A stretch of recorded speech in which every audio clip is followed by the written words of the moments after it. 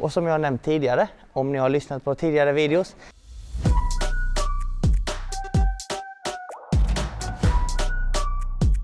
Nu är det dags att kolla till PPs backhand.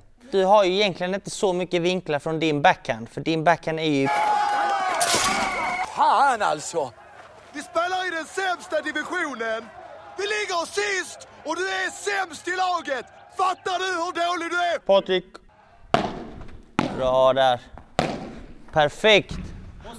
Ostia. Yes, nu är det dags att gå igenom backhand. Backhand grundslag. Det viktigaste är att ni står vid er utgångsposition. Nu visar jag från forehandsidan, jag kommer även visa den från backhandsidan. När bollen väl kommer, det första jag gör är alltid att hålla racketen under höfthöjd. För att racketen ska vara nära utgångspunkten sen när jag förbereder svingen. Låg tyngdpunkt hela tiden, och när jag väl får bollarna så ska jag hellre ta steg bakåt, sida mot kroppen som ni ser härifrån. Och härifrån skjuter jag fram racketen om jag spelar lågt eller uppåt om jag ska lobba. Men viktigast av allt som jag nämnde. Steg bakåt för att köpa oss tid, racketen långt ner. Ni förbereder likadant oavsett om ni går lågt eller högt. Och härifrån så svingar vi igenom. Även om jag spelar backhand med en hand, viktigt, spela med vänstern också. Varje gång racketen går framåt ska vänstern bakåt åt motsatt håll. Öppna upp er. En fråga jag oftast får, det är om man byter grepp från forehand till backhand. Nej, jag har samma grepp, hammargrepp. Och hammargrepp då, det är liksom, är ni osäkra på vad det är? Så tag i racket här uppe, dra handen raka vägen ner. Där har vi hammargrepp. Och det är samma grepp på forehand som på backhand. Det jag gör är att efter varje slag, om jag slår ett slag, bam, det är att jag greppar om. Är ni med? Men greppet är densamma, hammargrepp. All right? Så Patrik, coach, vill du ge mig lite bollar på backhand nu här? Innan vägg? Innan glas. Yes. Steg bak och sen fram. Backa, steg fram. Där ja. Backa, fram. Lite längre. Där, köper mig tid och så svingar jag igenom. Och härifrån kan jag gå både upp och jag kan gå ner. Både upp och ner. Och som ni ser, kort förberedelse hela tiden. Jag använder vänsterarmen till alla slagen. Bak och sen upp. Det är det viktigaste. Hammargrepp, både forehand och backhand. Men när jag förbereder lågt, kort, och då kan jag gå både upp och jag kan gå lågt. Och som jag nämnt tidigare, om ni har lyssnat på tidigare videos, det är att man vill alltid dölja slagen för motståndarna.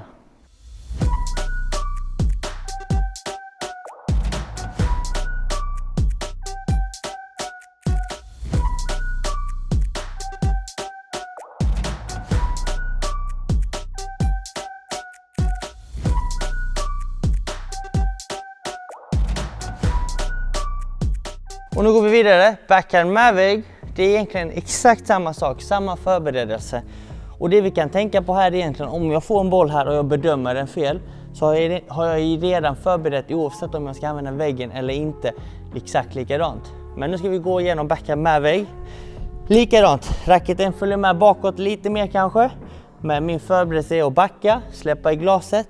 Och racketen ska vara nära bollen hela vägen på väg tillbaka. Och när bollen väl kommer ut så följer racketen bollen också. Och när jag känner att jag har bollen precis framför kroppen, då kommer det impact. Det är då jag träffar bollen. Och samma sak här. Det jag vill åstadkomma är att dölja slaget för mina motståndare hela tiden. Så häng med nu så ska jag visa er. Här går jag lågt. Här går jag upp. Jag backar hela tiden för att sedan gå fram.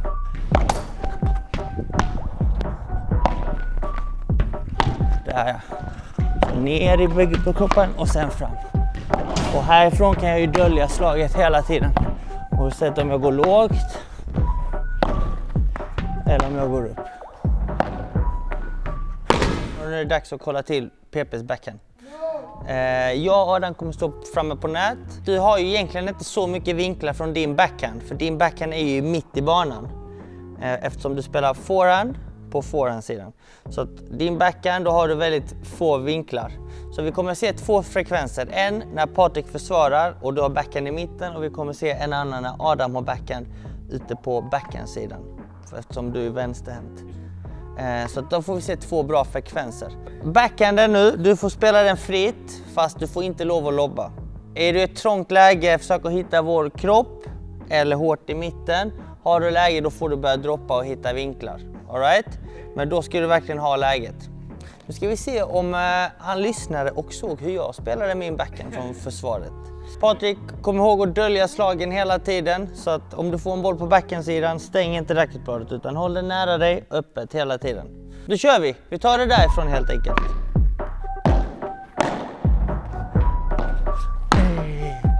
Bra, fortsätt sidan till. Fler steg, fler steg. Kom här igen, samma boll. Har vi. Tillbaka. Där ja, ner. Bra, har du. Bra. Kommer nästa boll här, ner i benen. Där, bra.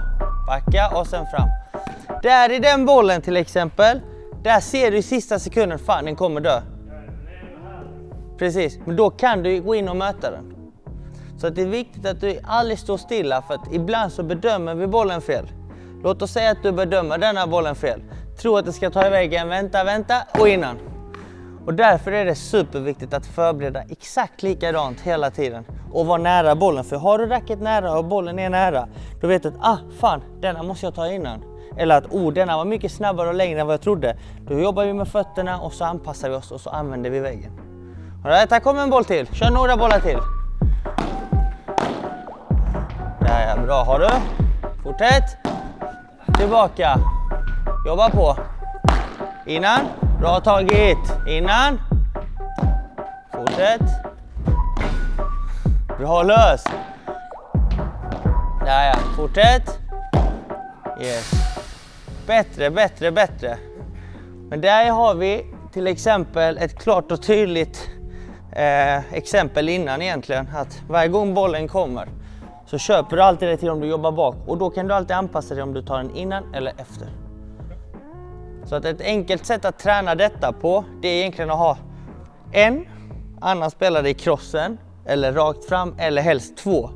För då kan du känna den friheten att du kan spela fritt, men att du har en uppgift och det är egentligen bara att spela lågt. Sen kan man lägga till det därefter när det börjar kännas bra att man får lov att lobba. Det man kan göra är också att lägga till poäng. Där vi brukar köra, jag, Adam och company, där vi kör 2 mot 1, 2 framme på nät, 1 försvarar, så kör vi alla ska vara ensamma en runda. Första rundan så får man inte lov att lobba. Och då spelar man 3 matcher. När man har spelat klart dem så kör man en match till och då får man lov att lobba. Och då gäller det liksom att man försvarar på ett bra sätt och så ska man egentligen vilja ta nätet. Hur många poäng kör man då? Man brukar köra till 10 poäng. 10 poäng. Så kan man rotera. Så kör man 2 mot 1 eller 1 mot 1. Yes, nu ska Adam försvara och som vi ser, Adam är vänsterhänt. Så skillnaden från Patriks backhand som var i mitten av banan, där han har färre vinklar, det är att Adam på sin backhand har ju fler vinklar. Så att nu ska vi söka Adams backhand. Vi ger egentligen Adam mer vinklar på oss själva. Så att det är lite tuffare för oss nu att försvara nätet, men vi ska göra så gott vi kan. Och Adam, du spelar helt fritt. Försök att dölja slagen och variera så mycket som du kan genom att droppa, spela hårt och högt också. För i detta fallet, det slaget Adam har nu från sin vinklade backhand, det är att han kan spela en hög backhand på min backhand här, parallellt och rakt. Och det är ett slag som är svårt att göra någonting med när man siktar högt på backhanden. Och Adam kan även spela en hög boll egentligen mot Patriks backhandvolley i mitten. Eftersom Patrik är högerhänt. Hade Patrik varit vänsterhänt som Adam var innan, då blir inte det där lika effektivt, för här kan man faktiskt gå in och dra till den. Så att när en vänsterhänt möter 2 forehandspelare, eller 2 högerhänta spelare, så har han ju alltid det alternativet att spela högt på vår backhand. Yep. All right? Kör vi. Döljer vi slagen hela tiden. Bra där. Perfekt. Ostia. Kom här. Backa och sen steg fram. Bra. Den hade suttit om röret inte hade varit där. Kommer.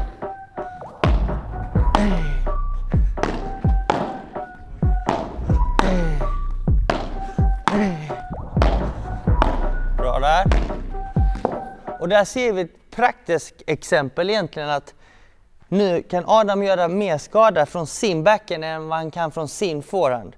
Eller i föregående fall mer skada än vad Patrik kan göra från sin backhand i mitten. Så att det är någonting att tänka på, att man vill helst inte vinkla upp bollen när man spelar från nätet och attackerar, om inte det är en boll som man kan sätta tryck på. För att annars ger man bara försvarsspelaren fler vinklar.